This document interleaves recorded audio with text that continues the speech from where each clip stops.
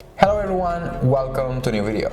Docusign just reported their earnings for the fourth quarter as well as for the full fiscal year 2022 this past March 10th. And the result or the response to these earnings? Well, a 20% decline. This adds on top of the already not so good performance over the past months and the also 40% decline on their latest earnings release, the one before this one, and leaves the company 75% from its all-time highs. The question at this point is, should we be concerned, and is Docusign a buy at the moment? To answer this, I will first of all go through the earnings, we will look at the financials, valuation, future actions that Docusign plans on taking, as well as sharing my personal experience as a very frequent user of Docusign. Before I start, just very quickly, today I won't be explaining the basic things of what is it that Docusign does and so on, because I already made a video a few months ago. So if you're interested in that, the video will be just here above for you and also linked down below in the description.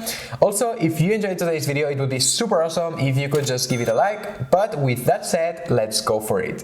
First things first, let's start having a look at the numbers from the past fiscal year, so fiscal year 2022, which I can already advance that these were great. Also, just a quick note here, fiscal years for Docusign end on January 31st, so they go basically from February 1st of each year to January 31st. I don't know why they do it this way, but it is how it is.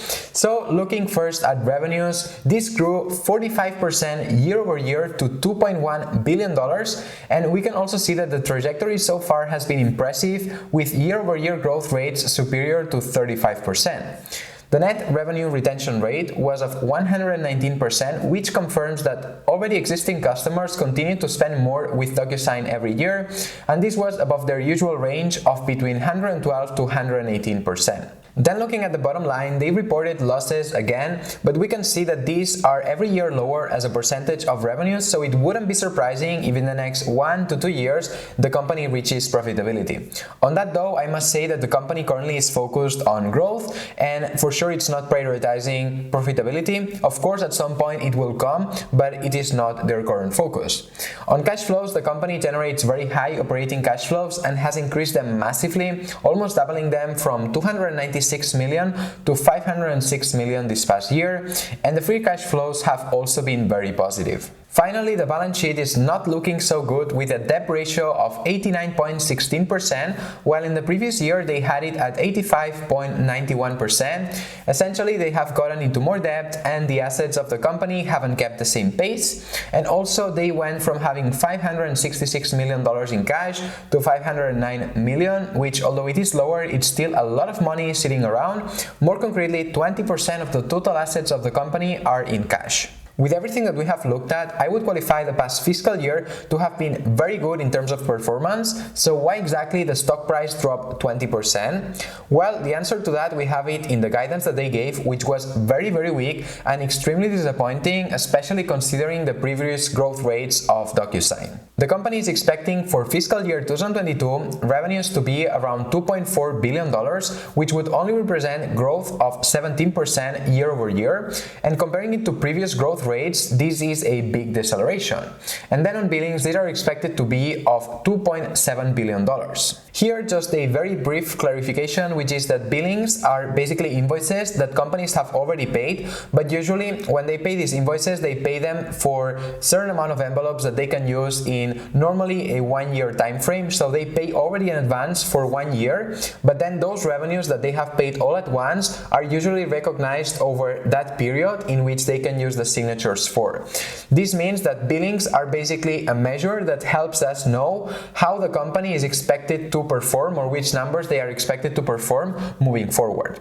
And as I mentioned just now, the billings are expected to be $2.7 billion, which would represent growth of only 12% year over year, then for the following fiscal year, if this really confirms. Non-GAAP gross margin is expected to decrease to 80% from 82% of this past year, and a similar situation with non-GAAP operating margins, which are expected to be of 17% compared to 20% this past year.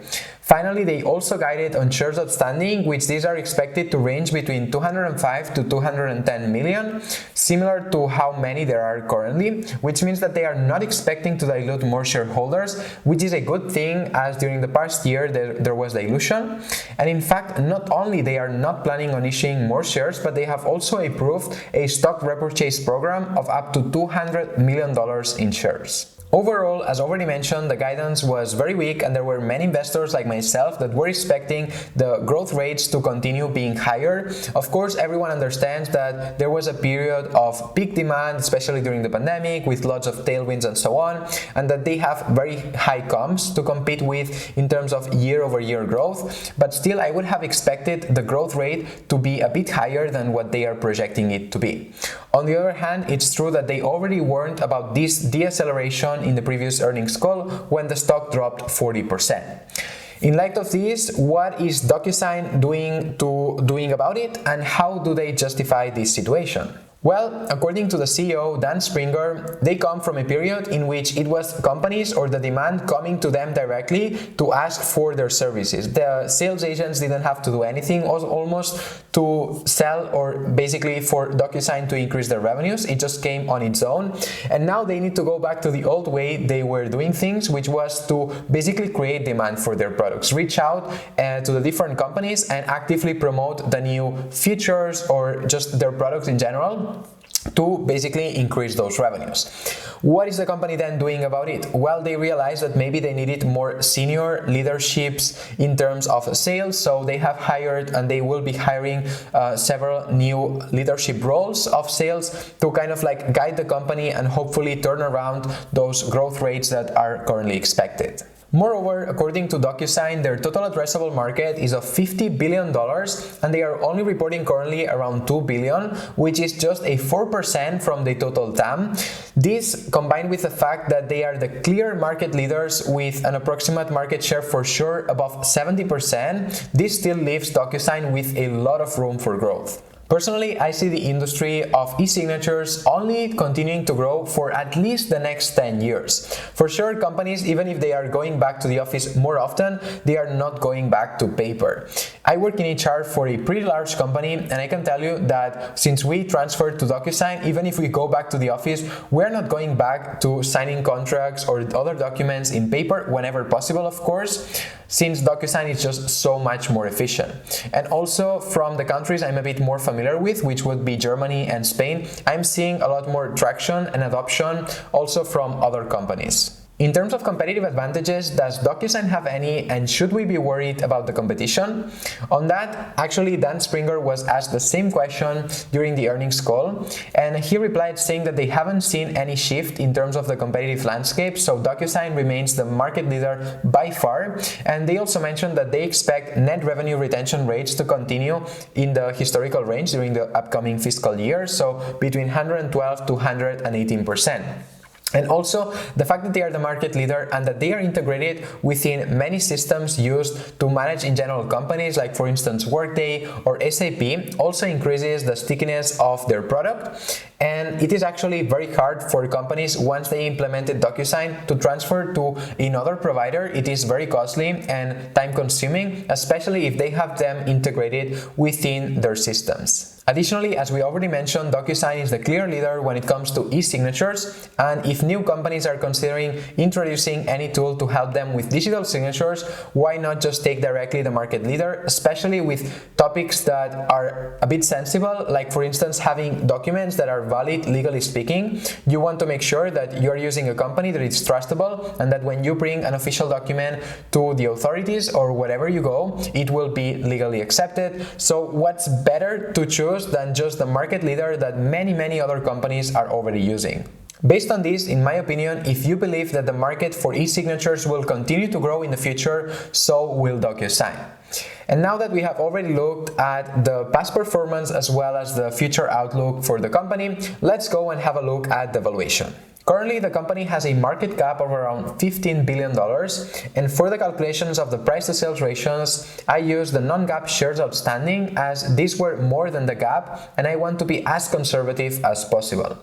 For fiscal year 2022, the price-to-sales ratio was of 7.4 times, and for fiscal year 2023, the forward price-to-sales ratio is of 6.32 times. These price to sales ratios, considering that just 6 months ago they were of around 20 times sales, they have clearly come down. For a SaaS company, so software as a service, they are not particularly high right now, so I would say that finally the valuation of the company has become attractive. Then for valuation, I also calculated the price to free cash flow, which for 2022 it was of 35 times. This is certainly demanding, and just so you get an idea, the average price to free cash flow for the S&P 500 is of 14 times. In light of everything that we have looked at, what are my thoughts on Docusign? Personally, I continue to be very bullish long-term in the company, and although the results for this past quarter, or the guidance mostly that they gave, has been very disappointing also for myself, as I already mentioned previously, I believe that the e-signatures market will only continue to grow within the next years, and there's no company better positioned to benefit from this growth than Docusign, so I'm sure that they will see growth moving forward and that they will re-accelerate it. And additionally, as the company becomes more mature, it will for sure see very high net profit margins since it is a SaaS company, so as I mentioned, software as a service. And honestly, I see it a bit like Microsoft with Microsoft Office 365 or Adobe, in which they are very successful with their products and they can easily just increase the prices because so many people are used to using them that they will not stop paying if they increase the prices just 2%. We are of course still very far away from this point, but that's just what I'm seeing also long term. And something that also makes me feel more comfortable is that Dan Springer, the CEO of the company, publicly said that he will be buying even more shares now that the stock price has dropped more. He just said that recently in an interview in Yahoo Finance, and he already bought stocks in the past quarter when the stock price dropped 40%. So he is really committed to the company, and that's something that I like. On red flags, besides the guidance, which we already commented in the video, I also don't like that they paid out or they spent around $407 million in stock-based compensation this past fiscal year, which I find an absurd amount. It's way too much. And also, if we are being a bit more picky, the balance sheet could have less debt. Balancing all of these, I personally bought more shares now when it dropped even more because I remain very bullish on the company, as I already mentioned. I think that very easily they will be able to grow their business at 15 to 20% year-over-year growth rates for the next 10 years, if not at higher rates. And could the stock price go lower? Yes, of course. I mean, the valuation is still demanding because, of course, people know about the high quality of their business and the future potential that the industry has. And it will all depend on their execution during the next months. If they are able to turn things around, maybe it's likely that the stock price goes higher again and the valuation increases in terms of like price to sales ratios, price to free cash flow metrics, and so on. But if they don't manage to turn things around, it is likely that it continues to go higher and maybe the valuation comes to even more sensible levels. Anyways, please remember that everything I share in this video is just based on my research, my opinion, and my calculations, which of course all of them could be wrong. I take absolutely no responsibility, as you should always do your own due diligence whenever investing in this or any stock, and I'm of course no financial advisor. With that said, what are your thoughts on Docusign? Have you bought more shares now when it crashed? Did you already own shares before this recent crash? Please let me know in the comments below. If you enjoyed the video, then don't forget to give it a like, subscribe to the channel if you're not yet subscribed, and as always, see you next time.